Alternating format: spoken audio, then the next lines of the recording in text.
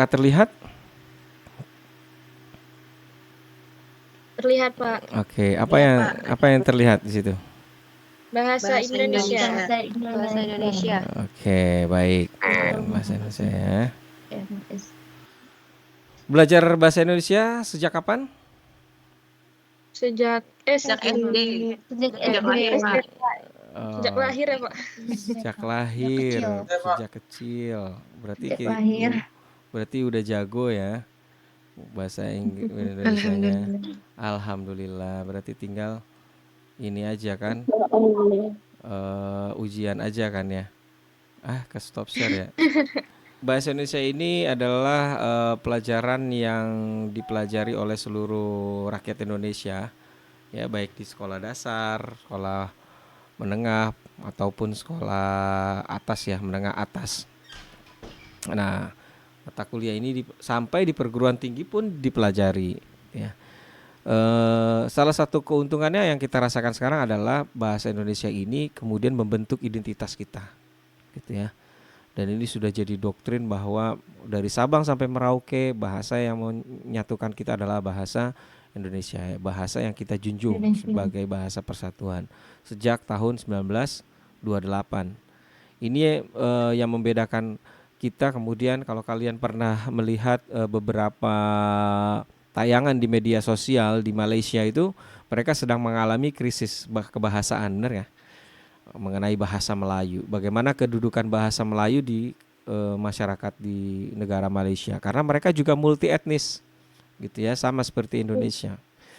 Nah, tapi di Indonesia, alhamdulillah, bahkan kita sudah menjadi bahasa resminya UNESCO tahun 2022, udah didorong untuk menjadi bahasa internasional.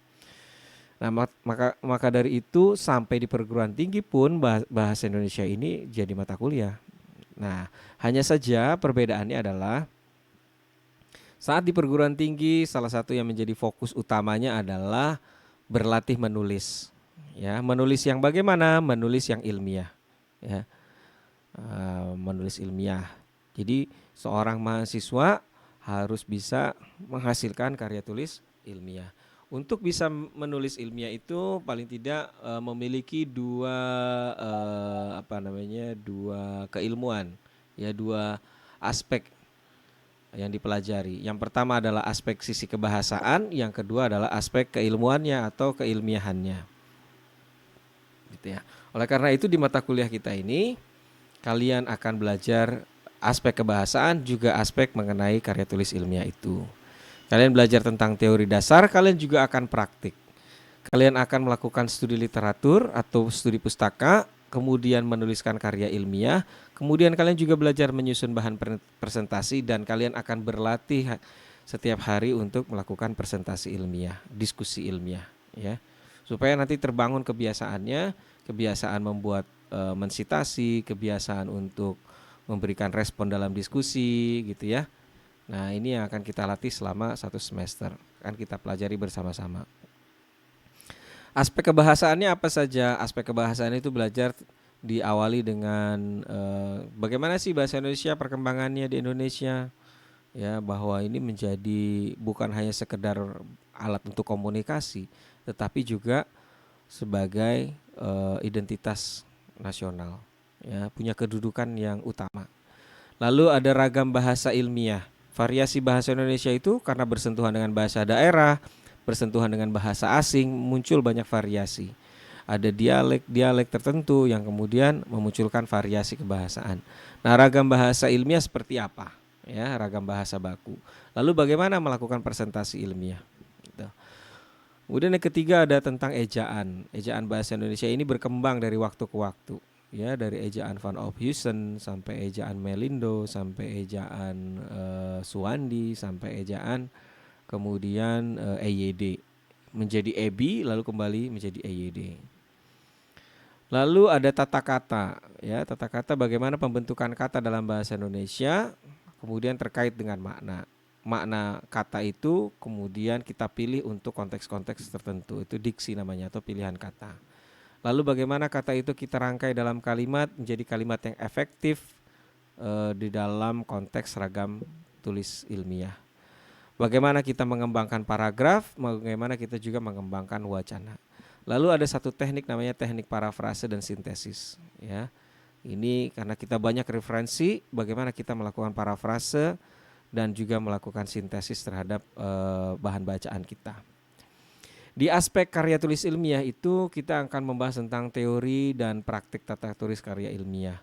Kita perlu memahami bagaimana paradigma ilmiah itu, ya, bagaimana metodologi di dalam menulis karya tulis ilmiah berdasarkan data, kemudian bagaimana kredibilitas data itu, supaya kita dapat dasar tentang menulis ilmiah itu ternyata harus berbasis data empiris, gitu kan ya. Mengolah data itu begini, itu begitu, gitu ya. Setelah itu kita mempelajari juga tentang konvensi naskah ilmiah. Ya, konvensi naskah ilmiah bahwa di masyarakat global di dunia ini ternyata ada kesepakatan terkait bagaimana konsep naskah ilmiah itu. Ada unsur apa yang penting di situ? Ya, misalnya harus ada informasi kebaruan, harus ada data yang kredibel, harus ada fokus tertentu yang menjadi masalah, itu hal-hal baru yang ditawarkan dan seterusnya. Lalu kita juga akan membahas mengenai etika ilmiah, ya, dan plagiarisme.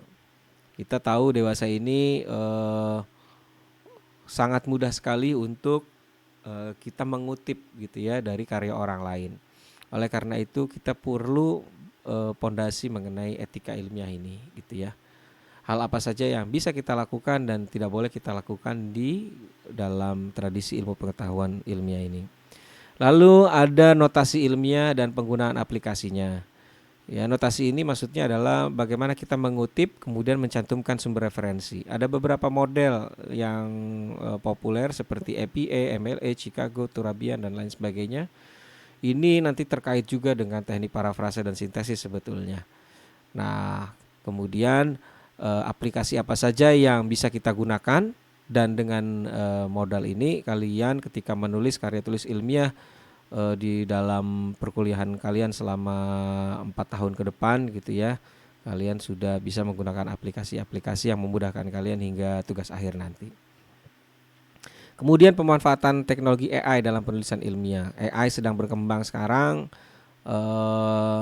Beberapa kampus tempat saya mengajar di selain UIN sudah kembali, bahkan latihan menulisnya itu di kelas menggunakan kertas dan pena, gitu ya, tidak lagi mengetik, untuk menghindari kebuntuan dalam berpikir, ya, karena sudah dimanjakan dengan AI, begitu. Nah, ini bagaimana pemanfaatan AI ini sebagai teman kita di dalam menyelesaikan karya tulis ilmiah. Tapi kita bahas ini, bab tentang teknologi AI ini harus tuntas sesudah kita membahas tentang etika ilmiah. Lalu ada karya tulis ilmiah dan artikel ilmiah, dan yang terakhir adalah penulisan artikel ilmiah yang populer. Ya, ini jadi ada 14 tema, ya.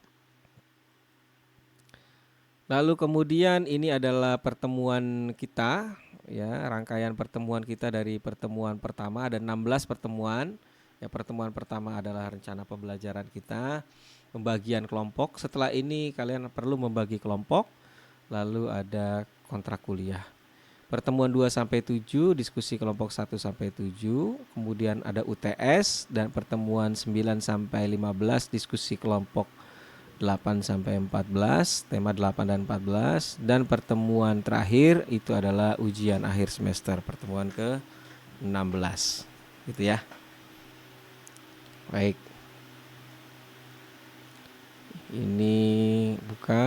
Ini adalah komponen penilaian. Oke.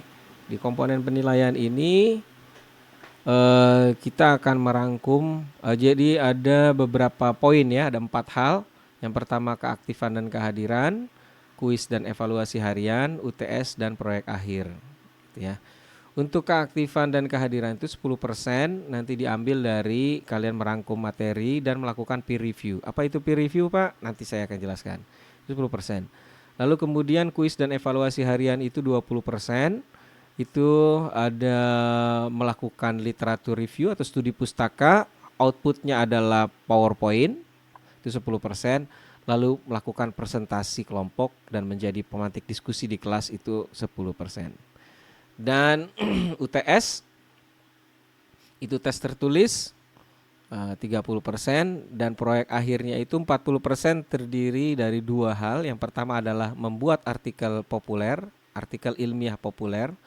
Temanya itu sesuai dengan tema yang kamu pilih nanti dari 14 itu, atau bidang yang diminati, atau bidang yang diminati terkait dengan kebahasaan bisa dikaitkan dengan bidang ilmu program studinya dan keislaman gitu ya, atau keislaman dan atau keislaman ya. Misalnya kalian menulis artikel ilmiah populer tentang psikologi perkembangan gitu kan ya. Nah, dikaitkan dengan kebahasaan, dikaitkan dengan keislaman tuh boleh gitu. Kemudian hasil artikel ilmiah populer itu kalian presentasikan di dalam video kreatif gitu ya. Video kreatif berdurasi 5 sampai 10 menit ya, itu poinnya 20% gitu ya. Ini adalah komponen penilaian untuk artikel ilmiah populer. Ada ketepatan sistematika, penggunaan ejaan, kalimat, kompleksitas pendapat dalam tulisan, kualitas tulisan dengan rujukan, originalitas tulisan terkait dengan tingkat plagiasi. Nah, ini akan jadi komponen di dalam penilaian artikel ilmiah populer gitu ya. Lalu setelah ini apa yang dilakukan, Pak? Setelah ini yang kalian lakukan adalah kalian membentuk kelompok gitu ya. Kalian membentuk kelompok itu buat 14 kelompok ya. Jadi 50 orang ini, 50 mahasiswa ini membentuk 14 kelompok. Mungkin ada yang 5 anggotanya, mungkin ada yang 4, kira-kira gitu ya. Benar ya? Mungkin ada yang anggotanya 4, ada yang anggotanya 5 orang. Lah, setelah kelompok ini dibentuk, nanti yang bertanggung jawab adalah ketua kelas. Karena ketua kelasnya belum ada, kalian bentuk dulu siapa ketua kelasnya dan PJ-nya. Ya, PJ-nya sudah ada, nanti PJ juga bertanggung jawab bahwa ini harus terbentuk kelompoknya. Jadi 14 kelompok ya. 14 kelompok ini kemudian mencari berbagai sumber pustaka yang relevan terhadap tema yang dipilih. Jadi setelah kelompoknya terbentuk, ada 14 kelompok, pilihlah tema yang tadi, yang 14 ini ya. Yang 14 yang di awal tadi. Mana? Yang ini. Pilih kelompok 1, kelompok 2, kelompok 3, 4, 5, 6, 7 sampai 14 kelompok. Oke. Setelah dipilih ini, kemudian berkumpul, nanti bisa memilih kelompoknya itu dengan cara PJ ya. Misalnya nomor 1 sampai 4 kelompok 1, nomor 5 sampai 8 kelompok 2 dan seterusnya, boleh seperti itu. Atau mau pakai aplikasi diundi boleh, atau mungkin bebas menentukan sendiri melalui diskusi antar teman, silakan saja. Yang jelas harus ada 14 kelompok ya. Setelah 14 kelompok ini ada, maka carilah sumber pustaka yang relevan, lalu diskusikan bersama teman kelompok untuk merumuskan inti materi. Misalnya kalian memilih tadi tentang etika ilmiah dan plagiarisme, cari buku-bukunya. Setidaknya ada 5 buku dan 5 artikel ilmiah. Oke, jelas ya? Ada 5 buku dan 5 artikel ilmiah. Buku boleh buku yang terkait tema atau ada subbab di dalam buku yang terkait dengan tema. Oke.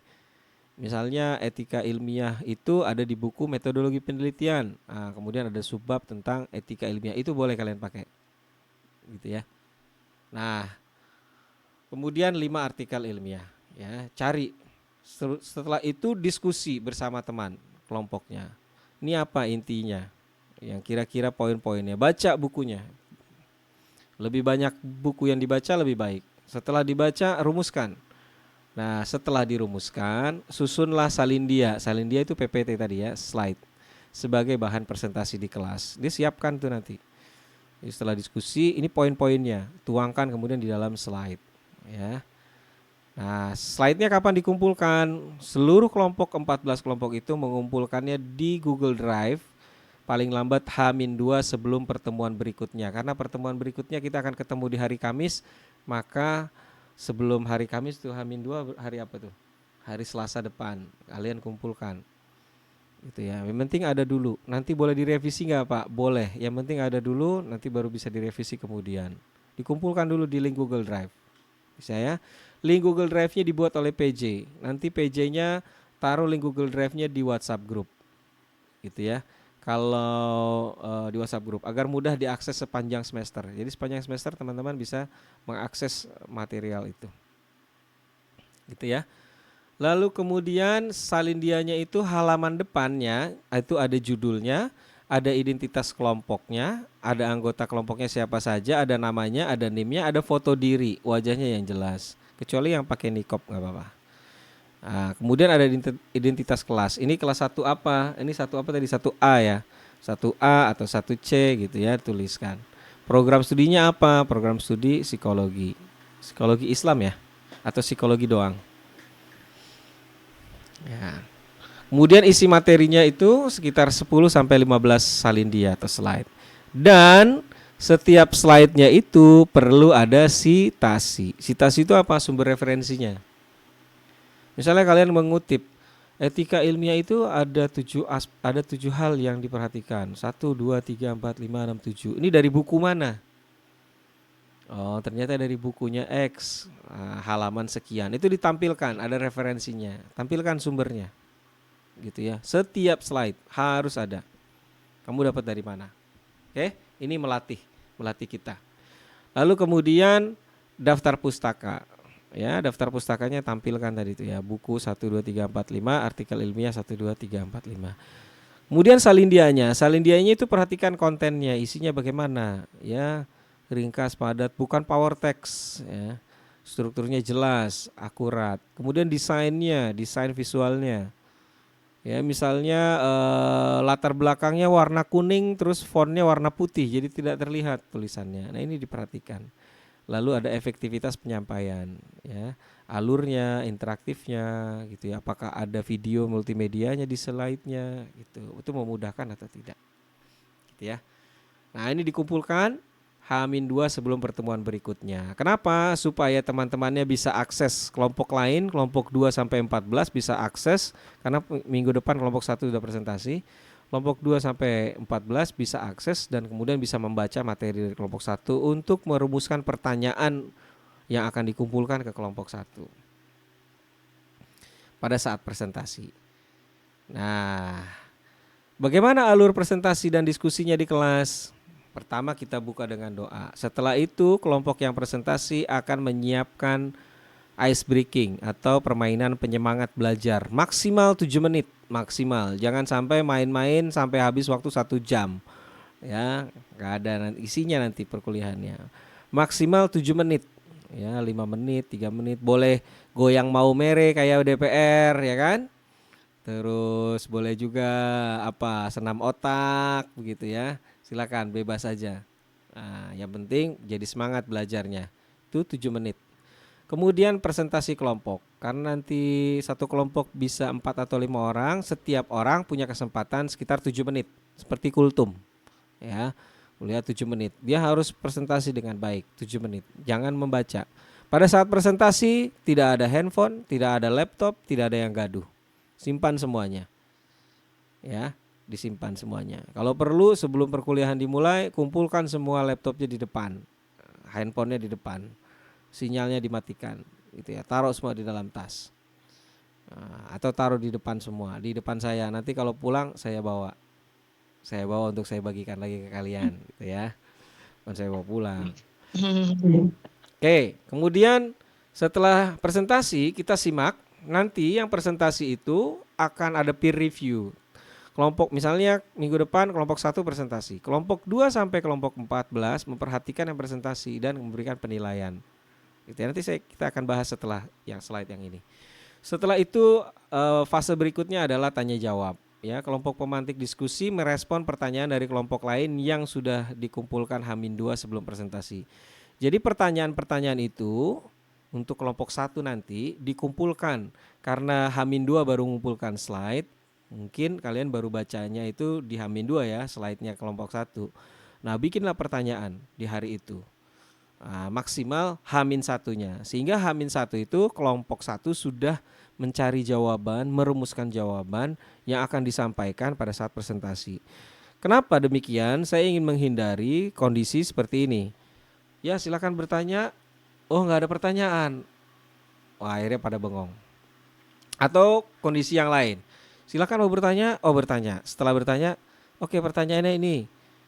Sebentar ya, kelompok kami akan mencari jawabannya. Wah, buka dulu slide-nya, buka dulu ini. Nah, ini yang perlu dihindari. Akhirnya waktu menjadi tidak efisien.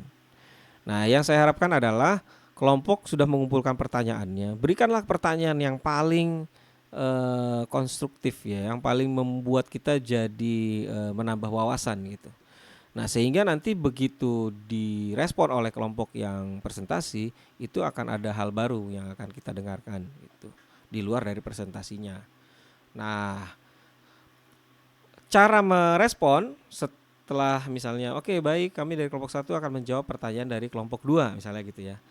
Jawabannya ini. Silakan kelompok 2 memberikan tanggapan. Kelompok 2 wajib memberikan tanggapan kepada kelompok 1. Ya, harus kasih feedback dulu. Gitu ya. Jangan kemudian enggak memberikan feedback sama sekali. Harus berikan feedback. Nah, boleh setuju? Ya, oke, saya setuju dengan jawaban dari kelompok 1, kemudian diulangi supaya menjadi penguatan pemahaman. Ternyata begini. Terima kasih atas pencerahan yang telah diberikan. Atau boleh kedua, tidak setuju. Saya kurang sepakat dengan pendapatnya kelompok 1 mengenai hal ini ya. Berdasarkan ya, informasi yang setelah kami mengumpulkan pertanyaan, kami juga mencoba mencari tahu apakah hal ini begini. Ternyata yang kami temukan adalah begini melalui sumber gitu ya. Nah, ini menunjukkan perbedaan. Tidak masalah supaya jadi ada dinamikanya ya, tidak masalah gitu ya. Kita bisa bersepakat untuk tidak sepakat di dalam satu pendapat begitu. Lalu kemudian kelompok atau yang ketiga adalah memberikan pertanyaan lebih mendalam. Jadi setuju, boleh tidak setuju, atau kemudian menambah pertanyaan yang lebih menggali. Baik, terima kasih atas jawaban dari kelompok 1. Tapi ada beberapa hal dari kelompok kami yang ingin kami tanyakan lebih jauh. Tadi kelompok 1 menyatakan begini. Kami butuh penjelasan terkait hal ini. Mohon tanggapan lebih lanjut gitu ya. Lalu kemudian kelompok 1 memberikan respon tanggapannya lebih jauh lagi. Baik, terima kasih atas tanggapan dari kelompok 2. Kami ingin menjelaskan begini gitu ya. Baru satu pertanyaan itu boleh dianggap selesai. Oke? Saya ingin menghindari kondisi begini. Bagaimana kelompok 2? Jawaban kami begini. Gimana kelompok 2? Oke, puas, hebat, bagus. Nah, langsung selesai. Saya ingin menghindari kondisi semacam itu. Kalian harus belajar untuk mengungkapkan pikiran, merespon dengan baik orang yang sudah memberikan jawaban kepada kalian gitu ya. Pak, apakah semua pertanyaan bisa dijawab di kelas? Saya yakin sih tidak. Biasanya pengalamannya dari 13 kelompok yang bertanya itu berarti ada 13 pertanyaan. Ada yang suatu masa habis semua dijawab, ada yang suatu masa tidak habis dijawab gitu ya. Karena mungkin diskusinya hangat segala macam itu, kemudian akhirnya ada pertanyaan-pertanyaan yang tidak bisa dijawab di kelas. Ini dijawab melalui WhatsApp group. Ya, boleh pakai voice note, boleh pakai ketikan gitu ya. Silakan saja. Kemudian sesi atau fase berikutnya adalah kuis. Setelah kita presentasi, kemudian kita diskusi ya. Di dalam diskusi juga nanti insya Allah saya akan terlibat juga di dalam diskusi. Saya akan memberikan respon untuk pertanyaan-pertanyaan yang mungkin kesulitan si kelompoknya ini untuk menjawab gitu ya. Lalu kemudian ada fase berikutnya setelah tanya jawab adalah kuis berhadiah. Nah, kelompok pemantik diskusi ini menyiapkan kuis yang berisi pertanyaan terkait materi yang dibahas. Jadi isi kuisnya adalah terkait materi yang kalian presentasikan. Gunakanlah aplikasi seperti Kahoot, Quizizz, Wordwall gitu ya. Aplikasi-aplikasi semacam itu yang memudahkan untuk suasananya menjadi lebih ceria lagi gitu ya. Dan misalnya ada pemenang kuis, kalian bisa siapkan hadiah-hadiah kecil untuk pemenang kuis gitu ya. Boleh permen, coklat, teh solo yang tidak memberatkan. Kuncinya itu tidak memberatkan dari kalian untuk teman-teman, saling berbagi hadiah gitu ya. Eh, Sepeda motor dalam bentuk brosur, hadiah tiket umroh tahun 2024, ya nggak apa-apa, itu boleh. Ya, jadi berikanlah hadiah-hadiah menarik sebagai apresiasi bahwa temanmu itu sudah membaca slide-mu yang sudah kamu buat, memberikan pertanyaan, merespon jawabannya, kemudian juga eh, memperhatikan ya dengan memberikan menjawab kuisnya dengan baik, berarti dia memperhatikan apa yang kalian sampaikan. Ini perlu diapresiasi. Fase berikutnya adalah saya akan memberikan materi juga ya, penguatan. Mungkin ada yang bentuknya pengulangan atau mungkin ada yang belum terbahas jadi dibahas ya. Atau mungkin ada konsep yang kurang tepat kita luruskan, atau ada materi yang belum terbahas kemudian jadi dibahas gitu ya. Nah, seperti itu. Kemudian setelah itu istilahnya apa ya? Wrapping up. Nah, wrapping up itu bahasa penyutradaraan. Bahasa kita itu adalah membungkus lah. Kita bungkus gitu. Ya, kita finalisasi. Lalu kemudian yang terakhir adalah seluruh anggota kelas melakukan latihan dan tugas kuliah. Jadi ada mengisi notulensi, yang presentasi akan mengisi notulen diskusi hari itu. Lalu kemudian yang tidak presentasi akan melakukan evaluasi atau peer review tadi ya. Jadi sepanjang perkuliahan ada catatan belajarnya juga, kalian buat catatan belajarnya gitu ya. Kalau ada soal saya berikan soal ya dijawab nanti gitu. Kemudian evaluasi teman itu seperti apa? Seperti ini kira-kira. Oh ya, setelah selesai itu kita tutup dengan doa gitu ya. Nah, pada saat sesi presentasi kelompok, ini yang saya ingin jelaskan mengenai peer review. Pada saat sesi presentasi kelompok, kita tidak ada handphone, tidak ada laptop, tidak gaduh. Ketika sesi presentasi berlangsung, kelompok yang tidak berperan sebagai pemantik diskusi itu diwajibkan untuk melakukan peer review terhadap kelompok yang sedang tampil gitu ya. Setiap anggota menilai satu penyaji. Lalu penilaian akan dikumpulkan melalui Google Form gitu ya. Nanti saya akan berikan link Google Formnya. Nah, ini ada aspek-aspek yang dinilai nanti. Penguasaan materi, penggunaan bahasa yang formalnya, alat peraganya, ketepatan dalam menjawab pertanyaan, sikap santun menjawab pertanyaan gitu ya. Nanti di dalam setiap sesi tanya jawab minimal satu orang menjawab satu, minimal tuh ya. Jadi semua punya kebagian jatah. Nah, misalnya begini. Kelompok 1 ada 3 orang ya, anggota 1, anggota 2, anggota 3 presentasi. Lalu kelompok 2, 3 sampai 14 mengamati kelompok 1. Anggota 1 dari kelompok 2 memberikan penilaian untuk anggota 1 dari kelompok 1.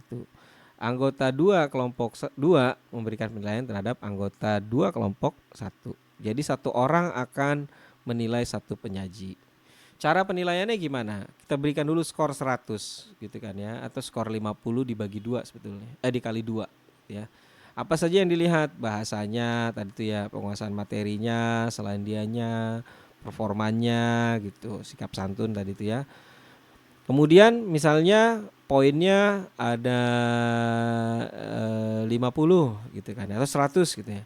Kemudian ada kesalahan nih. Kesalahan di dalam kata kurangi 2 poinnya. Ke dalam kalimat kurangi 1 gitu kan ya. Pakai kaos, nah, kurangi 5 gitu kan ya. Nah, misalnya membaca ini yang paling tinggi ya. Full, kalau dia baca full gitu kurangi min 15 ya. Jadi pada saat presentasi dia cuma baca teks aja di depan kelas, kemudian membelakangi kalian, kurangi poinnya 15. Membaca tidak terlalu banyak, poin 10. Membaca sedikit-sedikit, poin 5 begitu ya, dikurangin min 5. Nah, kira-kira seperti itu. Nanti kemudian dikumpulkan di Google Form. Gitu. Oke, sampai di sini ada yang mau ditanyakan? Ya, silakan Azelia.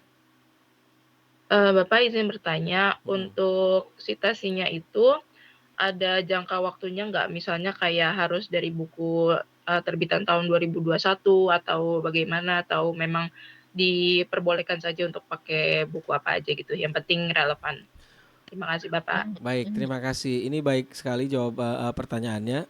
Kalau untuk buku saya bebaskan ya dari mana saja.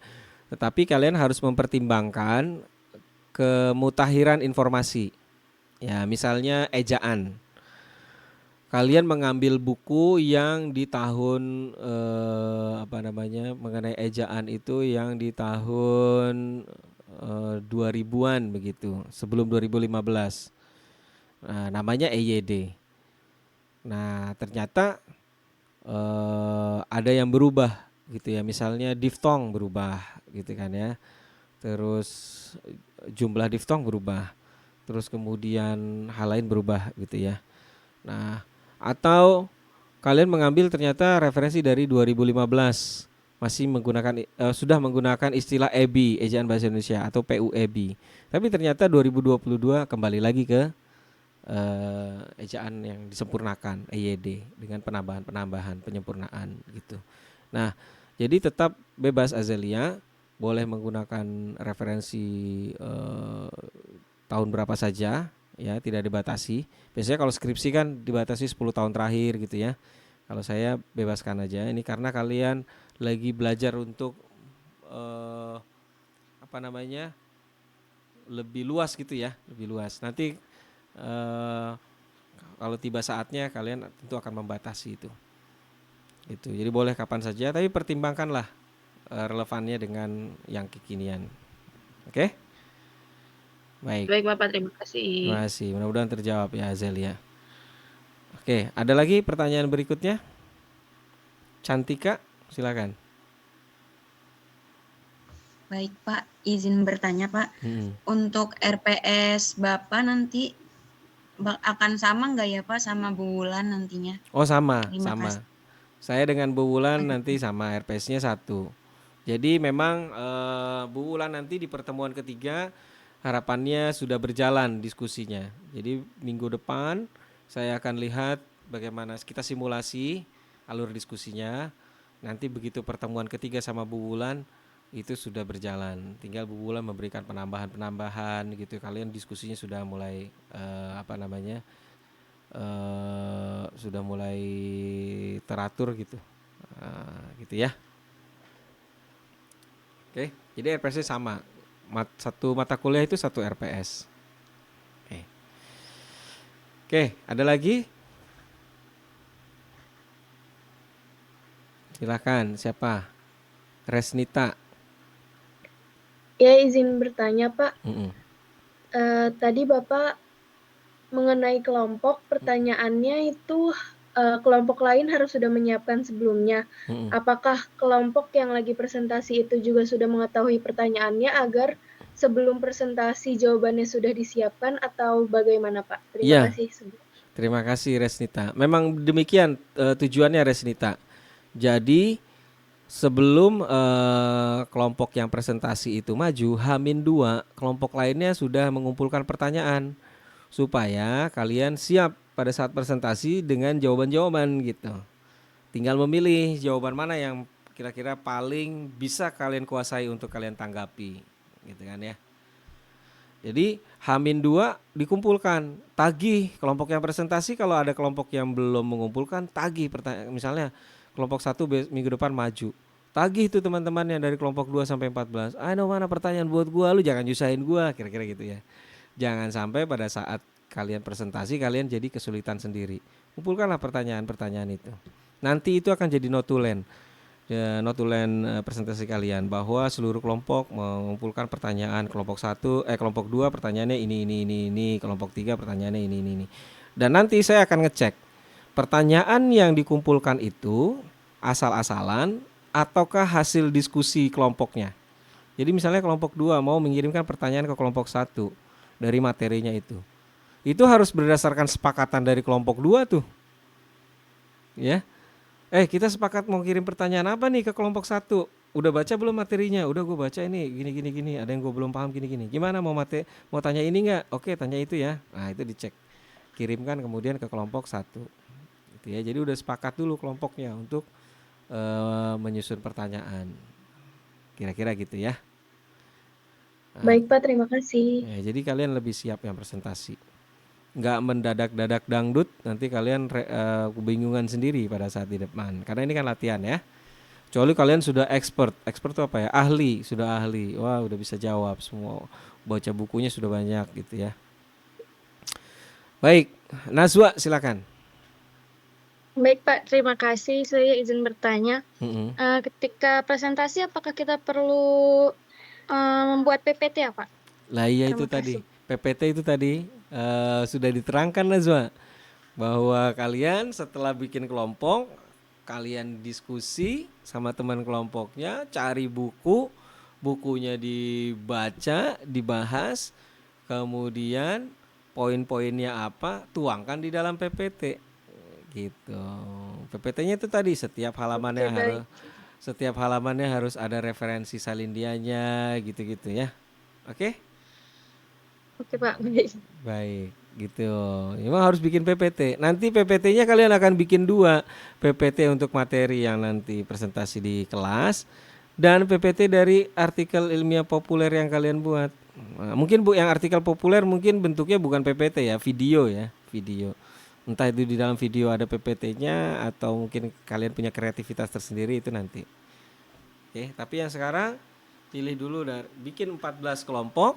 14 kelompoknya memilih salah satu dari 14 materi. Ngobrol lah sama teman kelompoknya ke perpustakaan, ke sumber-sumber belajar.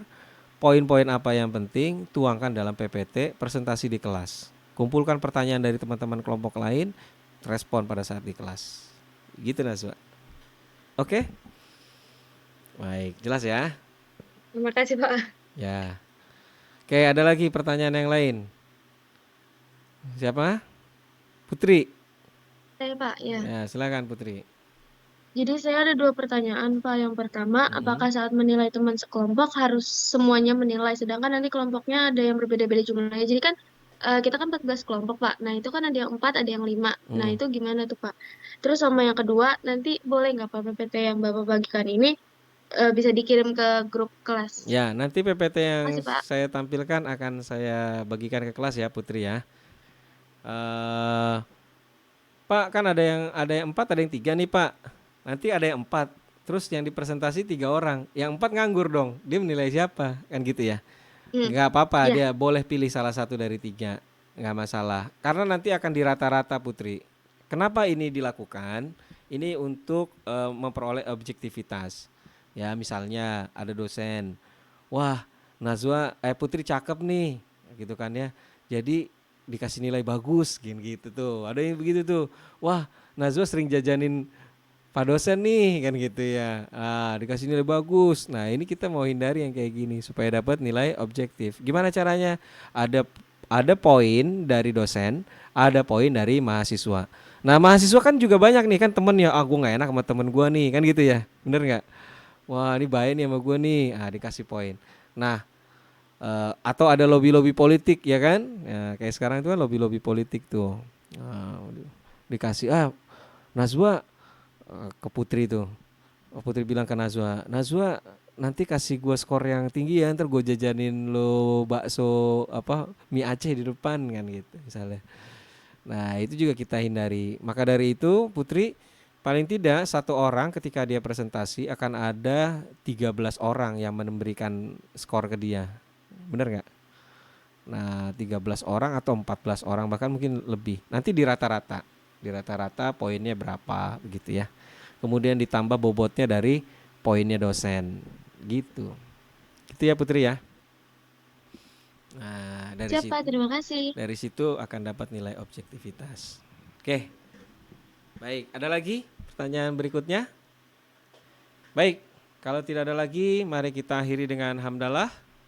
Alhamdulillahirobbilalamin. Alhamdulillahirobbilalamin. Kita tutup dengan doa kafaratul majlis. Subhanakallahumma wa bihamdika asyhadu an la ilaha illa anta astaghfiruka wa atubu ilaik.